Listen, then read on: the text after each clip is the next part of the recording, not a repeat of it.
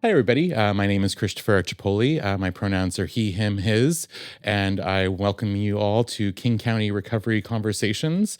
Special thanks to the King County Recovery Coalition, King County Behavioral Health and Recovery Division, and Orbit Audio for hosting us.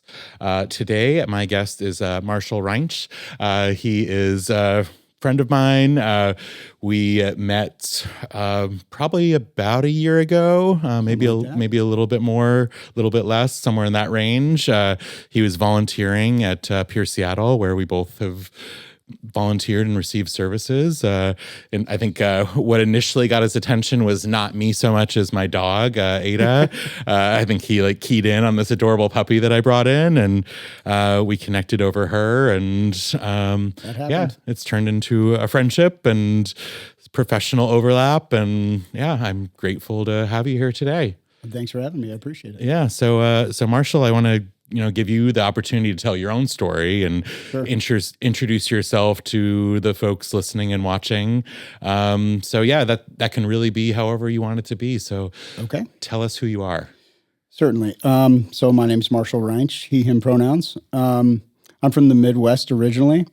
And so I guess since this is a recovery conversation, I'll start a little bit about my lived experience with recovery issues or the problems that led to it, maybe. I have a mental health diagnosis that I didn't get until recently, which created some issues throughout my life. And I would say I was self-medicating. Starting as a teenager, it wasn't something that I realized I was doing, but I was. And, eventually it led to serious problems in my life as an adult, and eventually to incarceration. So I had a pretty successful career, a lot of things going for me, but I struggled in school and with substance use issues. And then, when things started going awry with my economic situation, I made some mistakes, got involved in drugs in a more serious way, and ended up being arrested on drug charges and going to federal prison. Not something I ever expected to happen in my life, and had some serious impacts, obviously. The most powerful thing about it, I guess, what came out of it for me, I saw people really being mistreated in that system with severe mental illness, and it had a real impact on me. Seattle is one of the two places in the country where they do competency restoration evaluations, or not restoration, but evaluations for competency for legal cases. And I happened to be in the unit where they were doing competency evals for mental health, and just saw people being very mistreated by the system. And it had a real impact, kind of scared me, certainly. And it stuck with me throughout my sentence. I finished my time, was released back here in Seattle after doing a few years. And, I had some good things happen to me in custody. I was able, luckily, to do a service dog training program, which kind of led to you and I meeting. I had the pleasure of training your little Doberman puppy, which has been a challenge. She is a challenge, but she's only as good as she is because of you. Well, I'll take a compliment. Yeah. But yeah, so I had some good things, but I saw some terrible things as well, which actually lent itself to some more diagnosis, PTSD, things of that nature. And so I had some serious trauma, which is really difficult. And so when I got released and I had a little bit of perspective, I ended up seeking mental health care, substance use care, and really kind of got my stuff together. Got diagnosed and got medicated for the first time. And it really kind of changed my life. Right now, I'm able to work as a peer support counselor with a company called Community House Mental Health. And I didn't see that as a tract at first, but I was looking for work elsewhere. It was really difficult. I got hired at a few different companies only to be let go because Well, HR kind of did their work after hiring me. And when they saw I had a drug charge, they decided to let me go. But I was fortunate because I had a friend who I met while in custody, who's pretty active in the recovery community here in Seattle. And I got in touch with him and kind of let him know the struggles I was having with work. And he said, you know what, you really should look into peer support.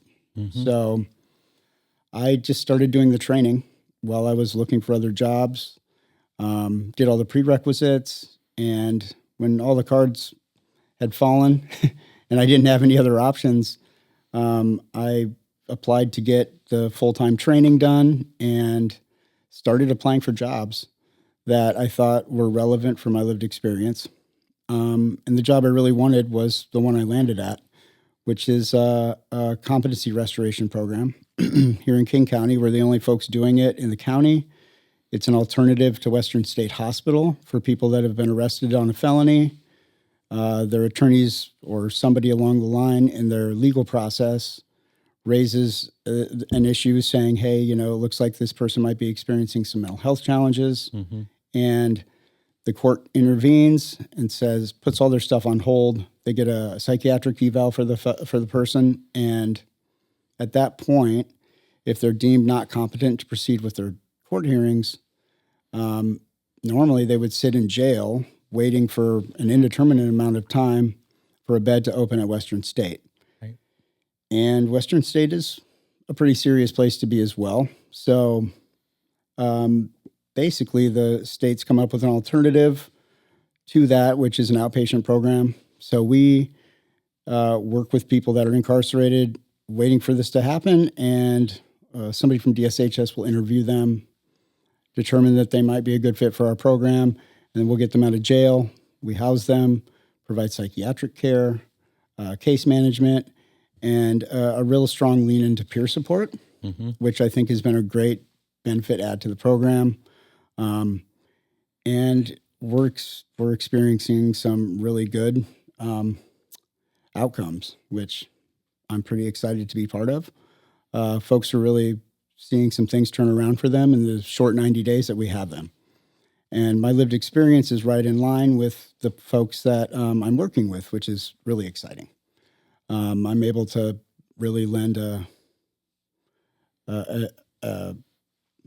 into my lived experience to help inform the process and help educate other folks that are on our team as to what people are going through, and really walk with them through the entire thing, provide a little bit of hope that they could get on the other side of it, and be an ear whenever I need to be one, and advocate very hard when the time comes, which it inevitably does. Many of the folks I work with need to get SUD care. They need to get more mental health care. They need somebody to help them understand the court process, which is part of what we do as a program. But sometimes it's a little hard for people to get things out of the classroom that maybe they can talk to a peer about, and we can shed some more light on it for them. So I really am just blessed to be doing the work that I'm doing right now. It's pretty awesome.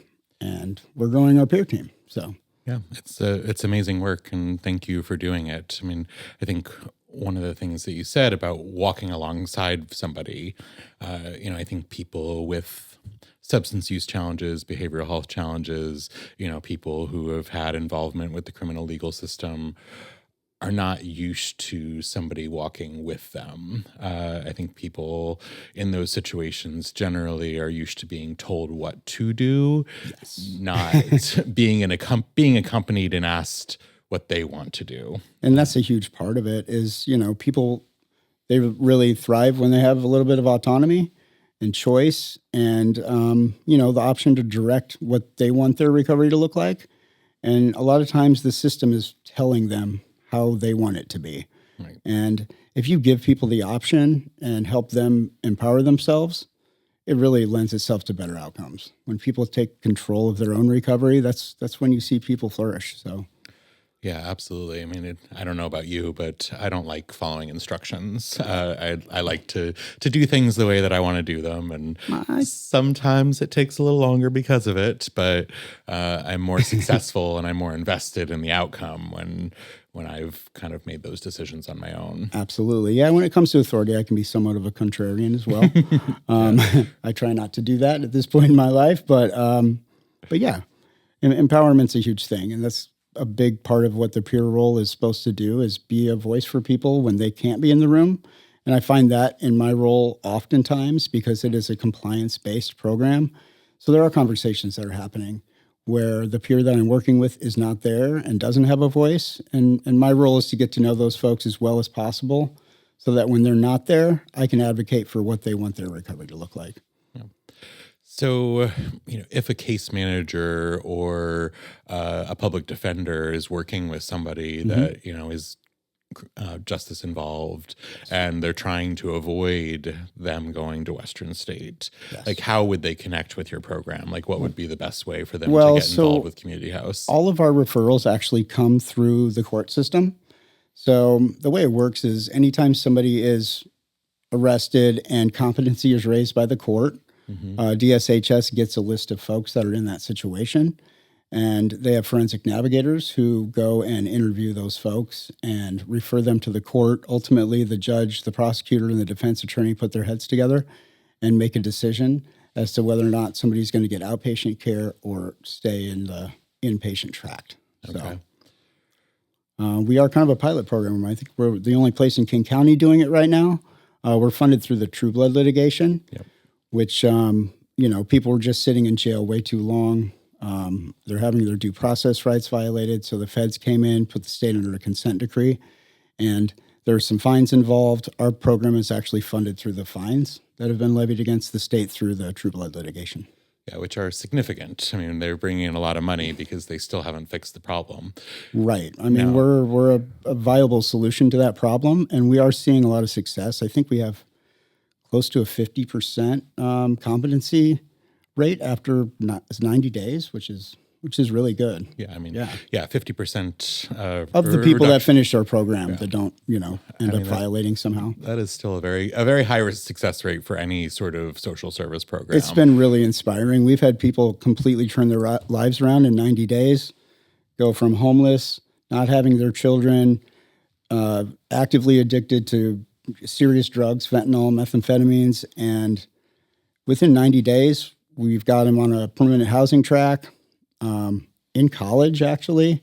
Somebody just called me the other day and said they just graduated, got their associate's degree, have their child back, have been in long-term recovery for, what's long-term for them is almost a year. And that's amazing.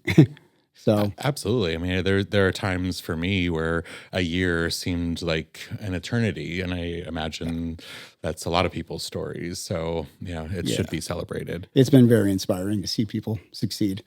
Yeah. So you mentioned True Blood, and I think you and I know what that is, but I imagine a lot of people don't, because it is not the TV show. Do you want to explain what a True Blood class member is, what that what that legislation is about? Right. So True Blood is actually the name of the attorney who brought the case against the state, and it was about folks who had been arrested on a charge. They're sitting in custody. They at some point, somebody along the line raised competency. So they had a psychiatric eval asked by the court. And what was happening was the court would request it, and it would take months sometimes just to get the evaluation. And some of the folks were sitting there on charges that wouldn't even hold the amount of time that they were sitting there waiting for the psychiatric eval. Mm-hmm. And then if they got the eval, sometimes a bed wouldn't open in Western State for months. So people were having their rights violated, sitting in jail longer than the sentence could even hold, had they been found guilty already. So, a lawyer sued on behalf of a client. Lawyer's name is True Blood, and they won that case. It went into a federal consent decree, and they set out a settlement plan for the state, and those funds that was in 2014. So the state has been trying to respond for 10 years. Not necessarily successfully all the time, I think. It's been a slow process, at least. And So our program is an answer to that, and it's funded through that litigation. Yeah. And I think $200 million have been already levied against the state towards the litigation. I think there might even be some more held in abeyance right now. Yeah, and that number just keeps ticking up because they have yet to develop an actual solution. So it's amazing. Well, we've already seen the program that we're doing is expanded to multiple counties at this point. So they're working towards a viable solution, and hopefully outpatient. I mean, it's the least restrictive care. Yeah. And as a peer, that's the most important thing, I think.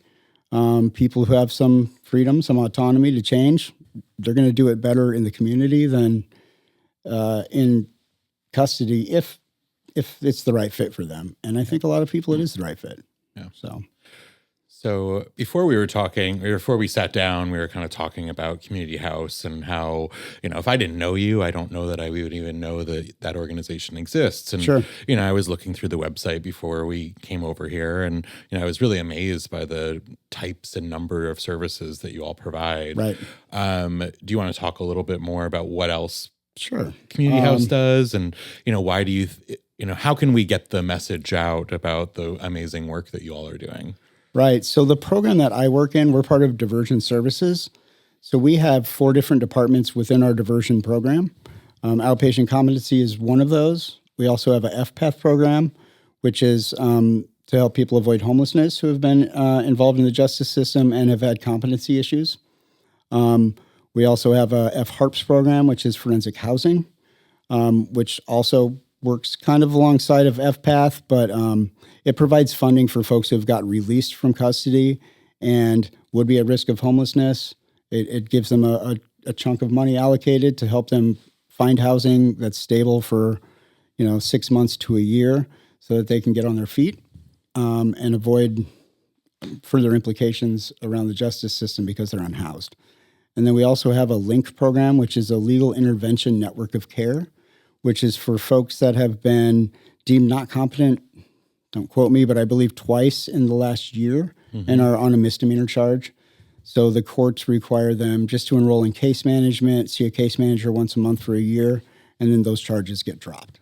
We also have a drop-in center that's open from 10 to 12, Monday through Friday, at our office location, which is at 1437 South Jackson. And that's for anybody in our diversion programs. They can come in, use the computers.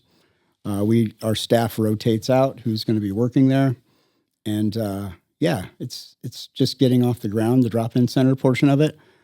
So we've been open for a couple weeks there, but we have some people coming through the door and utilizing it, which is great.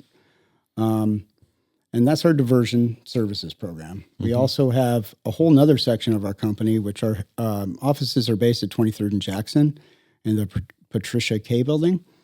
And we have 200 beds or so throughout the city for people with severe mental illness. Everything from LTR, long-term recovery beds, which is like respite care, down to more autonomous living, which is selective supportive housing, and a few things in between for different age groups of folks and levels of care. But all those beds are primarily allocated through the county by doing a level of care assessment with a mental health provider that gets submitted to the Behavioral Health Recovery Division, King County, and then they, score your level of care, and housing comes with it as a component of your mental health care in some instances, which is what most of our beds are.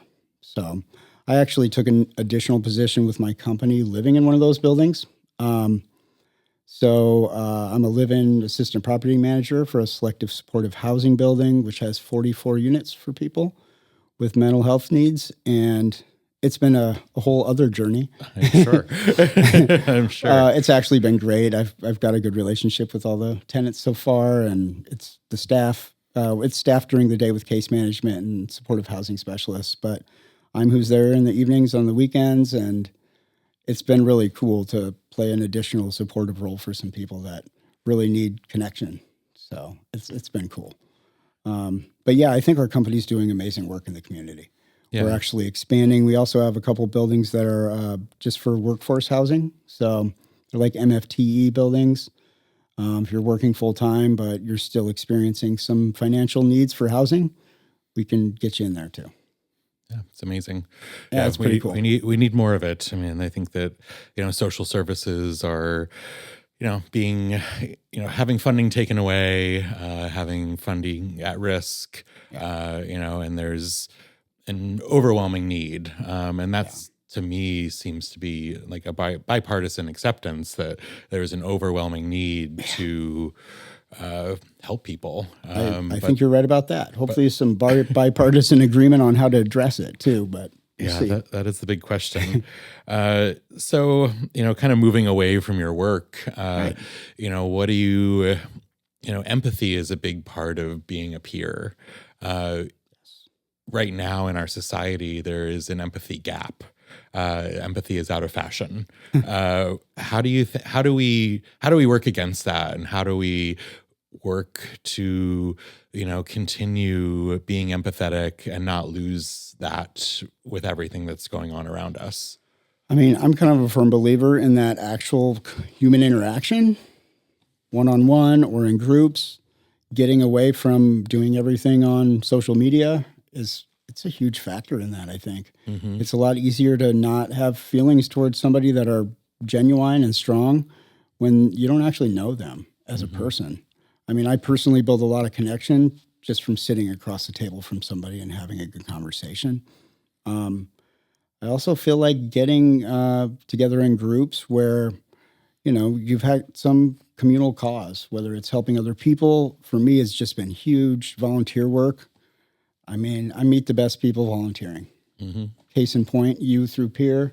I build a friend network through a volunteer role, which I started doing a couple hours a week, and now I've expanded it to doing some mental health groups and recovery coaching, and I've done that at a couple other organizations. I also work with the a committee, the Office of Community Voices and Empowerment, and I'm building new connections through there, which is amazing.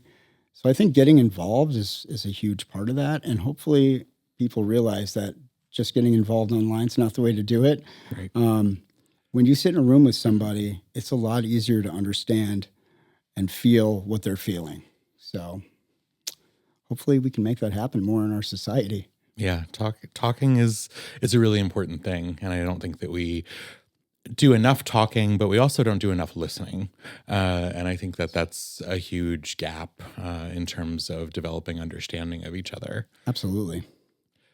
So, as you move further, in your own recovery, how do you stay fresh? How do you stay grounded in your own recovery, particularly when we do this type of work, we're exposed to secondary trauma. We're exposed to people still, in crisis, and that can be really challenging in my experience. It is really difficult. How is that for you? It's not easy. I see people going through the same struggles that I went through every day, and sometimes having a lot harder time than I did.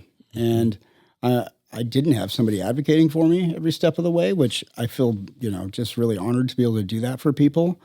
But it's difficult, and folks have a harder time with mental health than I did oftentimes, and it can be devastating. So there is a lot of secondary trauma there, especially when you care a lot. And so I have a mental health and wellness practice. I see a mental health professional once a week. I have an hour counseling session. I see a psychiatrist. I make sure I stay on my meds and adjust them as needed. Mm-hmm. I have a daily yoga practice. Well, almost daily. I'm also in school full time. So prior to starting school, I did yoga every day. And that's really helpful for me. It's one of the things that can get me out of my head completely. Mm-hmm. Hard to think about anything else when you're in a really weird pose, trying to hold it in a, yeah, it's tough. But nothing makes me feel better than at the end of a yoga class when I get to close my eyes and just lay there. And then I also do some climbing, indoor bouldering specifically. So we're fortunate to have some really awesome indoor climbing facilities in this city. And so I have a membership at SPB, it's the Seattle Bouldering Project, and I try to climb 2 to 3 times a week as my body will allow. Nice. It can be kind of strenuous, but it's another thing where when I get on the wall, I can't think about anything else. It's really it's a puzzle, and it's a physical strain, and combine all that stuff, and I can't think about anything else, and it's great. It really helps me get out of my head, and I need that. So. Well, and I think that's a really interesting point. And I think it's something that we don't talk about enough when we talk about recovery because, society has this sort of idea of what recovery looks like. Right. And it's, what's portrayed in media. It's, sort of that 12-step group focus Sure. where people are sitting in a circle and, talking about things and, processing what's going on. And that is certainly a component of recovery. Yeah, absolutely. It can be helpful. But, everything a lot of what you listed had nothing to do with that. It was yoga and it was bouldering and it was, going to school. And, Right. I feel the same way. If I think about my own recovery, it really is, the ability to help people. It's, going to the gym. It's spending time with my dog. It's going to school for me as well. Yeah, having a balanced lifestyle and a lot of different things that bring you joy. For me, that's what it's about. Because in active addiction, joy kind of went by the wayside. Absolutely. Human connection went by the wayside. So all these things help connect me to other people. Even in a yoga class, I'm there like in a communal practice with other folks, and it's pretty powerful. Yeah, I mean, these are gifts, Yeah. The gifts of recovery. Absolutely. Because I think similar to you, when I was in active addiction, I couldn't do those things. I wasn't connected to people. And, I miss those things. I was talking to somebody yesterday about, how much I love food and how much I enjoy sleeping. And, those are both things that didn't happen in any sort of regular way, when I was in active addiction. And absolutely. I can concur. Yeah, I think it's probably a lot of people's story. But Right. so, I think that if you had something that a message that you really wanted to deliver to people that are listening or watching this, Sure. What would that be? I mean, you've shared a lot about Community House and about yourself, but the biggest thing that I've learned through my work is that what people need is for people to not give up on them, because people struggle, but they do get better.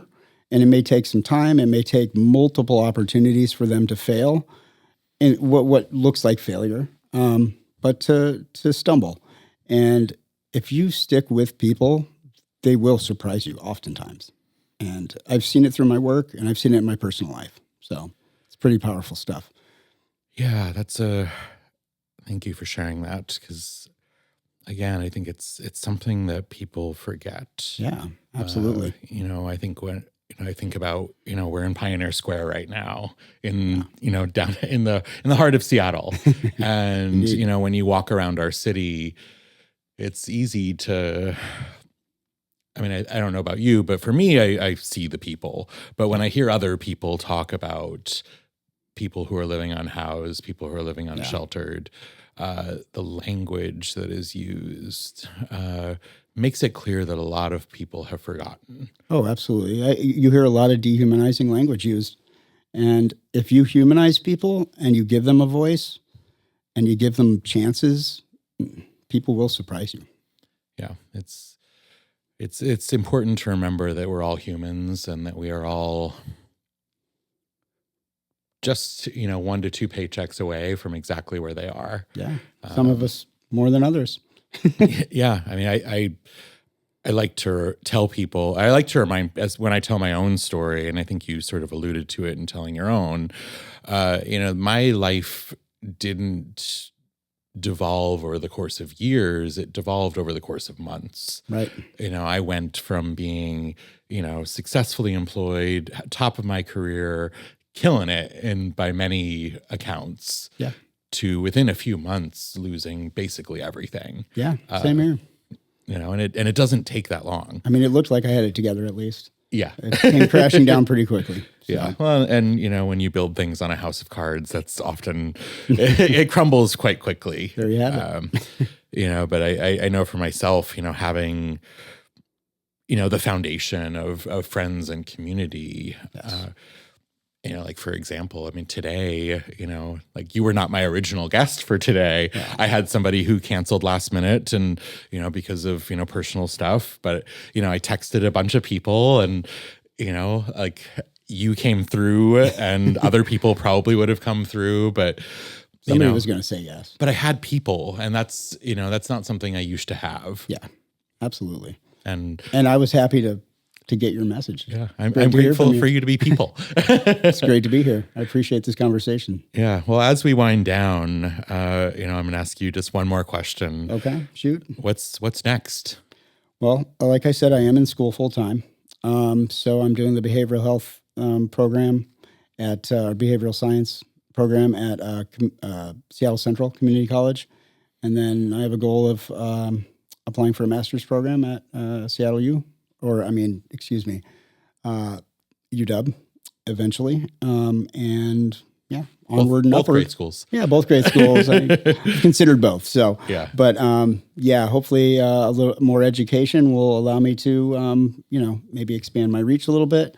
I know that if you can put yourself in a situation to affect policy or programming, things of that nature, it really allows you to touch more people's lives. So that would be a future goal of mine. Well, I appreciate hearing that. And the thing that I remind myself is never lose that peer focus. That's right. Even as I layer on education and qualifications, sometimes I have to remind myself that like what qualifies me to actually be here is my lived experience. Exactly. It has nothing to do with the certifications that I've gotten or the schooling that I've received. I mean, that's sort of for society because, right. We still live in this society that, wants to see those letters behind our names. True. But, what you and I have done that can't be learned without actually living through it is the hard stuff. It is. I'll take a accounting class, 100 times, 'cause that's way easier than what you and I have been through. So, right. Absolutely. So, well, Marshall, thank you for being here. Thanks for pulling through. Thanks for being a friend. Glad to have you in my life and grateful for our community to have you. Absolutely. Thank you so much for having me today. It's been awesome. Yeah. Well, thank you all for watching, listening, however you take in King County Recovery Conversations. Thank you to King County Recovery Coalition, the King County Behavioral Health and Recovery Division, and to Orbit Audio for hosting us. Thanks so much, and we will see you all soon. Stay connected. Cheers. Cheers.